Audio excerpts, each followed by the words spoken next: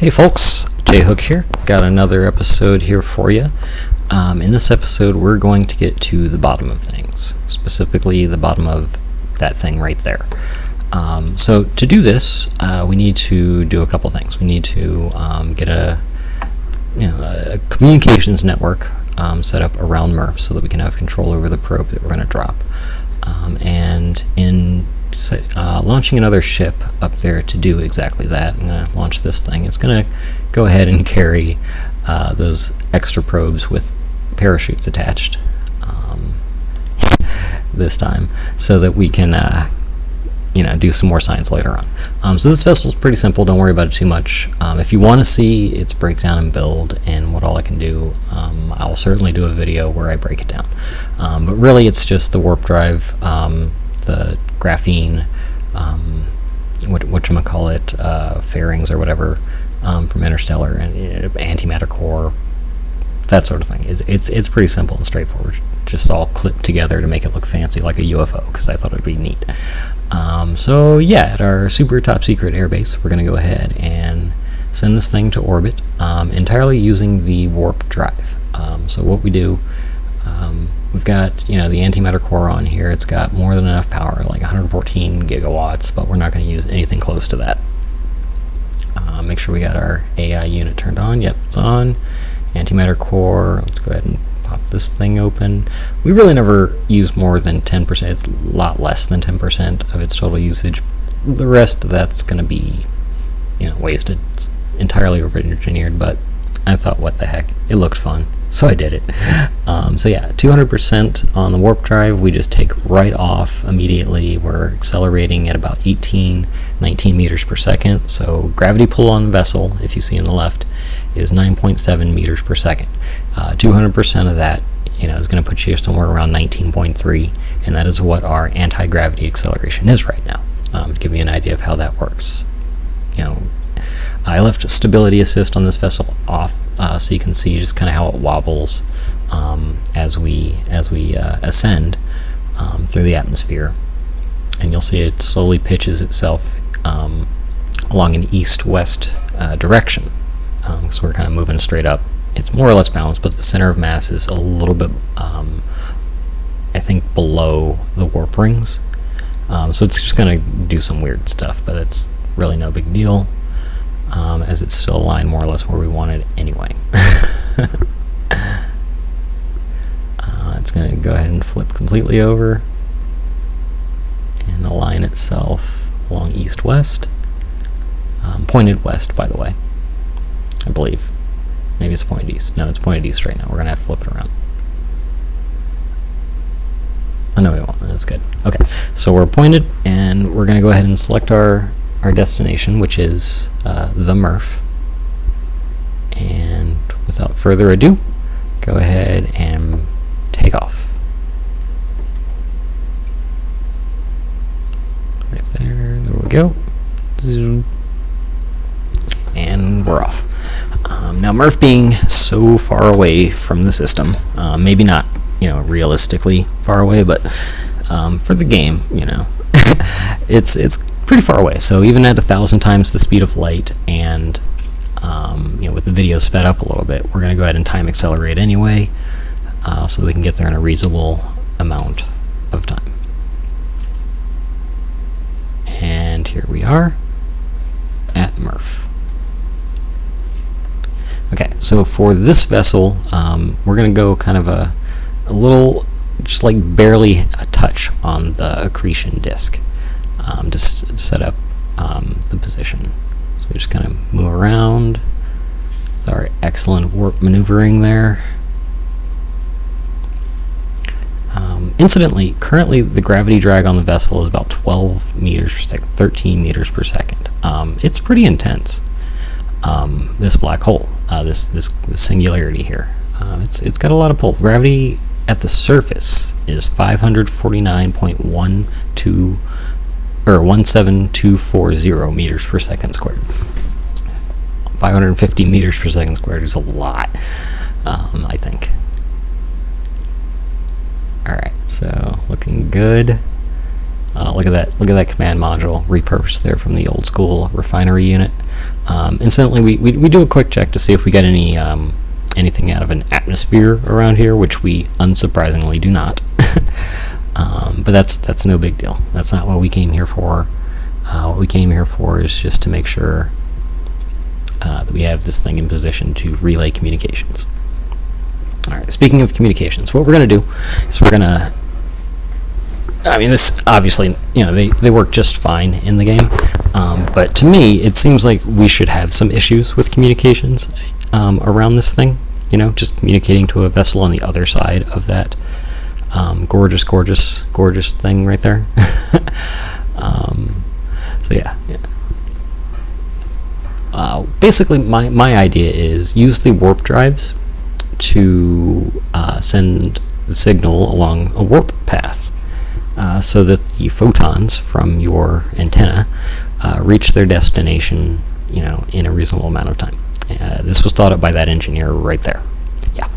All right. So we're gonna go ahead and take a look here. One thing that we got to do before we go.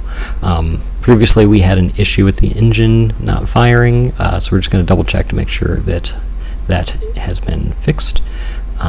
So we pop that on. Turn on our rear view camera. Now look in the bottom right for a moment as I fiddle around with some dials. In the bottom right, you will see, there's that pink glow. Okay, our engine is working normally. We are good to go. We are clear to proceed with the mission. So we're going to go ahead and take that thing right there. Yeah, that probe right there. Can't do anything with it right now. And it doesn't have a parachute, so we're going to dump it in that thing over there. We're just going to fly on over there and jettison the probe and flush it down the drain. See what happens. Take some readings. Alright, so let's go ahead and line up real quick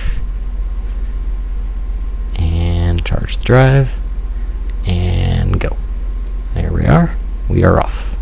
Zoom it along. Go ahead and speed up. Alrighty, now we want to kind of find a good spot. So we're currently experiencing 20 meters per second. Well, not quite. Yeah, just about 20 meters per second gravity on the vessel. So we're gonna zoom in 21.6. All right, so we're looking around here. We're at 282,000 kilometers, 21.6 meters per second squared on the vessel. We just spin around real quick. And we just wanted to see, can we collect solar wind here or not? Our tanks are full, so we can't really produce anything right now, but we are able to see that yes, there is something here. We're just going to have to come back and do more experiments to actually get accurate readings. But nonetheless, you can see the liquid CO is in fact showing that it is being collected right now. So we know we're getting something. We just don't know how much of something we're getting at the moment.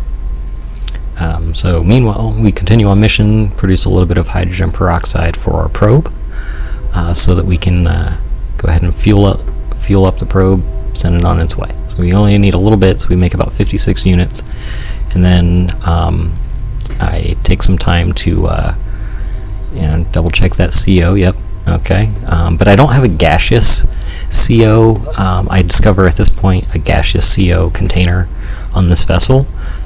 So I'm not able to really process that and get some liquid CO2 and do those whole cycles. So I'll have to repurpose the refrigerator, dump the liquid deuterium out of that, change it to CO, and then I can do some stuff. But for now, we're just going to go ahead and do the ammonia hydrazine cycle so that I can recover some water. So we just adjust to gas so that we can do our ammonia and hydrazine. There we go. Use that all up. And then, voila, got a little bit of water back. Alright, so that's cool. That's cool. As you can see, interesting, I noticed we're burning helium somehow. Somehow our helium supply is going down, so I didn't really know what to think of that. Couldn't really think of anything that might be using helium. I was pretty sure the positron reactor used hydrogen when it was running on antimatter alone, which, by the way, we've filled up on, since we've been around this thing, because there is so much antimatter to collect that I decide, you know what? let's see. From where we're at, yeah, I don't think we need that positron reactor on anymore. So I'm gonna go ahead and check real quick. How much delta V would it take to get there? So we're just guessing, you know, just kind of doing a thing here and see like how much would it take to actually sink this thing with the regular old rocket. And it's quickly evident we would need about 225% increase on our current velocity in order to do it. So, or a decrease rather. We'd have to slow down anyway. Warp drive's the better way to go. So we're going to charge up and do some readings here. Basically, we're going to hop around using the warp drive to see how our orbit adjusts, so that we can figure out the best way to sink the probe. Now I have auto circularize turned off, so it's not automatically giving us a circular orbit. It's just preserving our momentum as we come in and out of warp, so that I can basically use 100,000 meters per second ish as a baseline. And then I'm just going to make some micro adjustments here and there to see how our orbit changes as we move around this thing.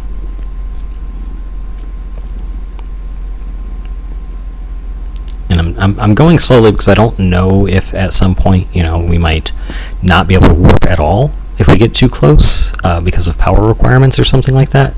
So I'm being very cautious as I make my adjustments. I know caution at this point is a silly word, but nonetheless, I want to make sure that I don't get myself stuck. So we're gonna kind of move out a little bit now, see what kind of changes that makes for our orbit. And we notice kind of a trend of our apoapsis moving counterclockwise as it widens. So we're going to kind of see what happens if we go really wide towards Doyle. Just kind of zoom out a little bit. And that kind of circularizes us up a little bit. So instead we're going to move in. And that should do the trick. At this point I turn off positron use so that we're only using antimatter, because even with that on I can go full charge and I'm still not using as much antimatter as I'm collecting at this point. So I'm just going to reserve positrons and run purely on antimatter, and it's basically a free ride to the free ride to the center of the hole. Alright, and looking at that, we are just barely above the event horizon, still within the noodleification zone, spaghettification zone. I think that's the technical term for it scientifically, the zone at which you turn into spaghetti and get all strung out. So yeah, we're going to go ahead and drop the probe there. Alright, so fill the tanks. Good on you. Didn't really need a whole lot. It's a pretty light probe, so it doesn't take a whole lot to move it.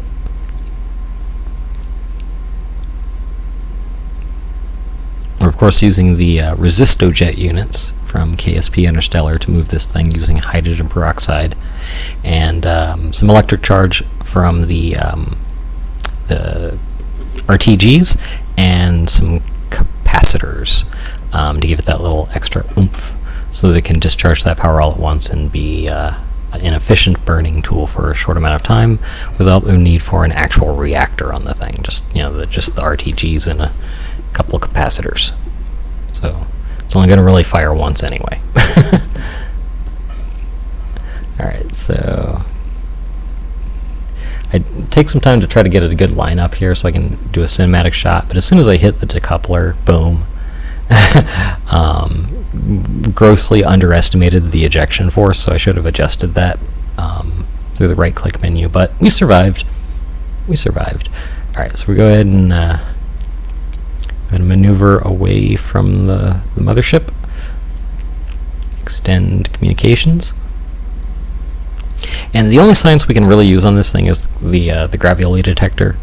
Everything else is kind of not really suited to this particular mission, but that's okay. We can at least do some gravity measurements, and that's what you do around a black hole, I think. It'd be pretty cool to study, like, X-ray and gamma ray and other sorts of, electromagnetic discharges and stuff, if possible, but whatever. Gravity it is. All right, so check this out. All right, we're about a kilometer away, just over a kilometer away. Obviously, we're both accelerating, but as soon as I turn the warp drive on, we start zooming away because there is so much gravity here that the anti-gravity is basically like a thruster itself. It's unreal. So that was really neat. But we turn on the warp drive anyway, just to warp away really quick. And we get a little ways away. It's probably a good position to maintain communications till the next vessel picks up communications. So we this is an unnecessary step. That diode laser transmitter right there is really cool for sending power. I chose near ultraviolet because I was like, well, maybe that'll send a wave, into the hole there and not get too corrupted by the time it reaches the probe. Obviously, it doesn't receive, so it's not going to receive anything, but it is actually an antenna, so it can be used as, a communication device. So that's what we use. Alrighty. Double check everything, and the probe is returning telemetry. We are good to go. Looks like, right? Yeah. Oh, that's going to be fun. Look at that. Imagine that trip. I mean, it wouldn't be fun to be a person on that trip, but just imagine the data you'd collect if you actually did something like this. Naturally, this would be many levels of impossible, but that's why we do this in games. Okay, so I point the heat shield at the thing because I feel that might be safe, but in retrospect, I should have pointed at retrograde. And you'll find out soon enough, that it was a mistake to point it towards the singularity. I should have, maintained aligned with retrograde alignment as I descended. But we're got 126 meters per second squared in climbing of acceleration from gravity, and it's the only thing that we can really collect. But we're going to turn on our the barometer just in case we detect the slightest hint of anything that might resemble air pressure or some kind of pressure. I think gravity pressure is the only thing we're going to pick up, though. Okay, we are prepared for the descent, so let's go ahead and time accelerate and descend into the maw.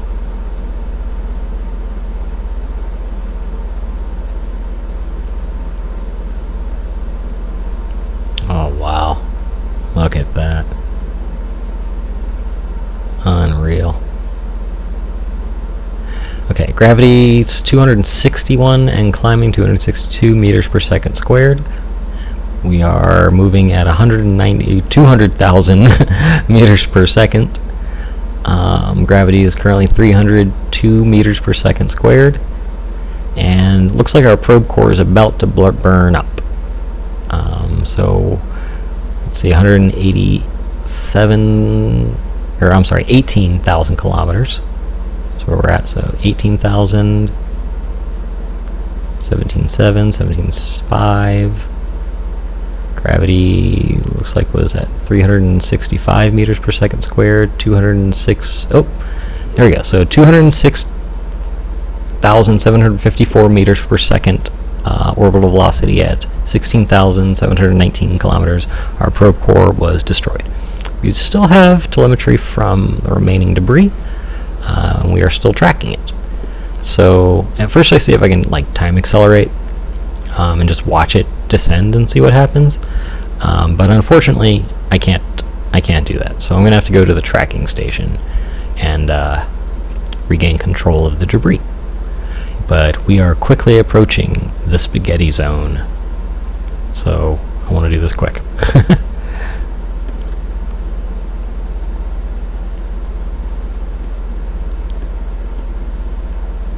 Alrighty.